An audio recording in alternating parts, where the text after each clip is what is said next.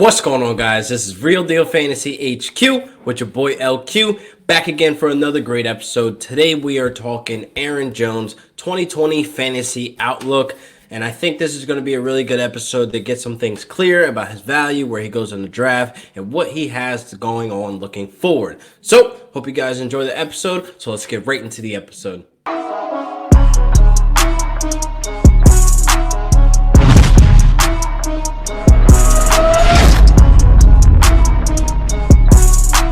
So we got Aaron Jones today for the fantasy football season outlook. 2020 is here, people. We are ready for the fantasy football draft. Now, are you? Are you prepped? I know it's March. It's a little bit early, but I think this video will still be relevant closer that we get to draft day, people. So, got Aaron Jones. Right now, I like his value right now in the draft. Everybody has him going in the first round. I got him late first round or even the second round. So, the Packers had 347 rushing attempts last season. Him and Jamal Williams, of course, back there taking the split, with Jones having 62% of those carries, and then Williams with his annoying, pestering 36% snap opportunity. We gotta talk about it, man. Packers still believe in Jamal Williams. They see something in him that we all don't. We just wish they would give Aaron Jones the full workload, have him up there with the elites. Now, we have Saquon Barkley with 88% snap opportunity, Zeke with the 75, 77 range, and it's like we need Aaron Jones up there to take that leap, because I think Aaron Jones going into this next season can take that leap with Jamal Williams out of the picture. Now, Packers and Aaron Jones are in contract talks. He's only to be making a little bit over $2 million this next season, so they're in talks now for an extension to give him his payday. And I like when guys get paid. They always feel like they got to pay, like they have to play up to that contract. So I think he's well deserving. It's just a matter of where you pay him right now. Obviously you pay him more than the Devontae Freemans and the Gurleys, maybe even I don't know. You got to pay him some type of top dollar, being that Packers haven't really had this elite running back since Eddie Lacy. So I think that this will be good for him to get paid moving forward. And I think his value right now in the draft, like I said, some people have him as up there with the top guys, going the 5th or 6th pick. But I have Jones kind of going later in the first round or even early second. Personally, I don't think I could take Jones being my RB1 in my first round and then try to hit the second round with the second and third tier running backs.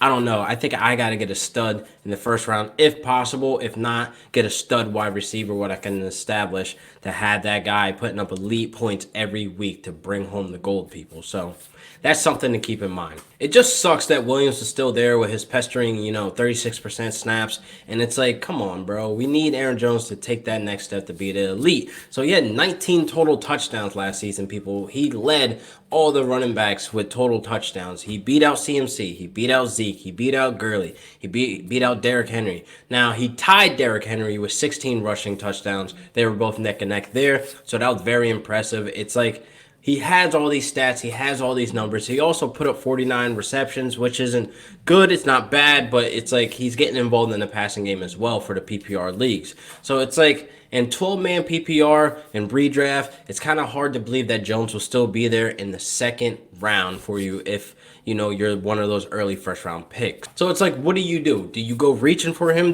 while you're in the 5th and 6th picks, while the CMCs, the Zekes are gone, maybe even Alvin Kamara's gone? Do you go and get Aaron Jones that early in the first round? I don't know. Just me, that's where the question lies with me, because personally, I don't think he could be my my RB1 solid, and then I can go grab, like I said, a tier 2 or 3 running back. But 19 total touchdowns, that's very attractive, people. I can't not look at that stat and be like, yeah, this guy needs to be on my team right now. So again, with him beating out all these elite running backs with, the touchdowns, because I know we all love TDs. TDs. So it's like, I kind of can't shy away from that. So I don't know. This is where I'm stuck at, of where should I take Aaron Jones. But I think the best way to look at this is that Packers are going to remain using Williams. So like, that's set in stone. They're going to use Williams. So those annoying pestering, where Williams is getting targeted in the red zone, where he's taking some of the carries inside that red zone, or, places where we get the big point. So now with Jones and Williams, going back and back, I think the perfect thing to do here, if you do grab Jones, you have to grab Williams just in case for injury. I think that would be the obvious clear handcuff if you're going to own Aaron Jones this 2020 season. I mean, injury happens every year with fantasy football, and it's not anything we could predict. It's not saying that Jones has a history of injuries. He's been fairly good.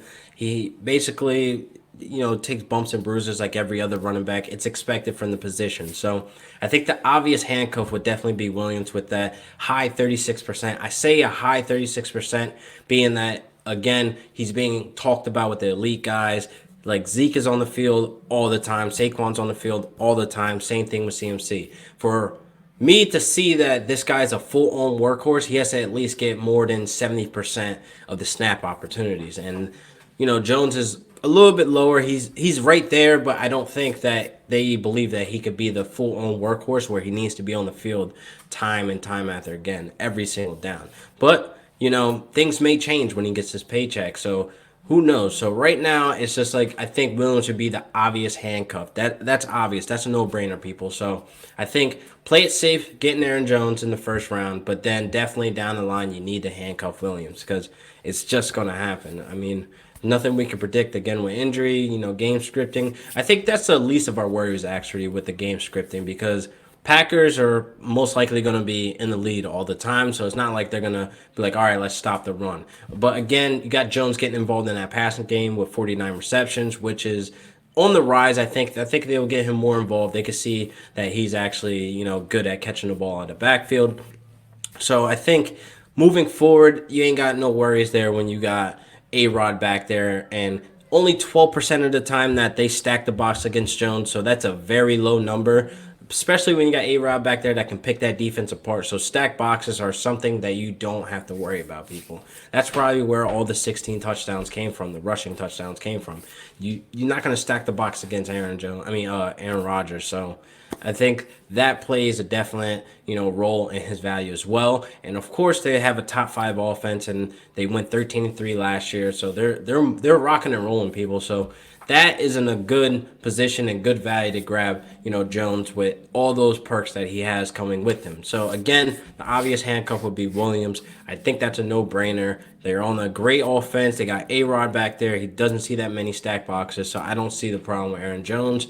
But again, it holds me back to go early in the first round. I think we need to address that. I think he's a late first rounder. But again, I'm talking from personally, I wouldn't do it. I'm going to go ahead and grab a stud wide receiver. I'm going to go ahead and grab D-Hop if he's still there. So I like Aaron Jones' value going into this next season. Hopefully the entire mainstream and hype train don't bubble him up and then they have him going too early, because that's what happens every year. We get a guy that is on the talked about, who's on the bounce back, who's going to be killing it this year, aka David Johnson, who found his way into the first round, like Joe Mixon, who found his way in the first round. James Conner found his way in the first round last year. So hopefully this doesn't happen to Aaron Jones, even though he has the attractive numbers, to the year before. So it's like, hopefully he puts up ballpark numbers. I don't think he's putting up 19 total touchdowns. I don't even think he's going to put up 16 rushing touchdowns. So I think that we need to be realistic and think maybe he's between the 10 touchdown to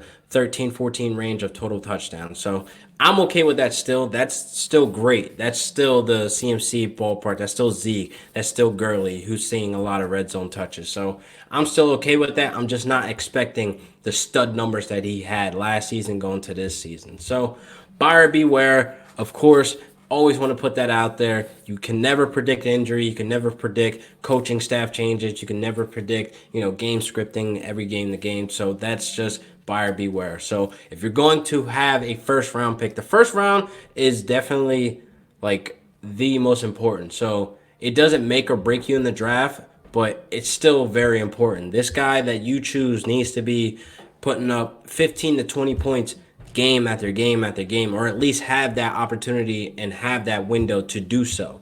So Aaron Jones, again, I don't think week to week he'll have that, window, that opportunity with Williams lingering and taking the annoying touches away from him. So Again, that's all I got for you today. Hopefully you guys enjoyed the episode. Leave a comment below on what you guys think, and let me know where you're taking Aaron Jones. Let me know, where are you taking him? Are you going to take him early first round, or are you just avoiding him at all? So let me know in the comments below, and hope you guys enjoyed it, and I'll see you next week for another great episode of Real Deal Fantasy HQ with your boy LQ.